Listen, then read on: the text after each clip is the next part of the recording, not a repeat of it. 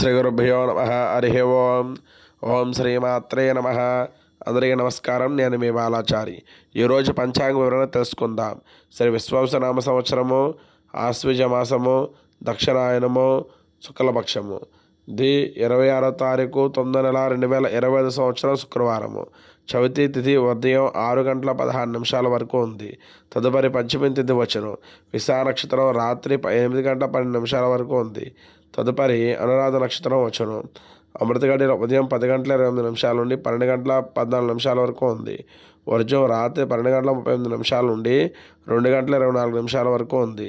దుర్ముహూర్తం ఉదయం 9:52 నుండి 10:40 వరకు ఉంది. దుర్ముహూర్తం మధ్యాహ్నం 2:41 నుండి 3:29 వరకు ఉంది.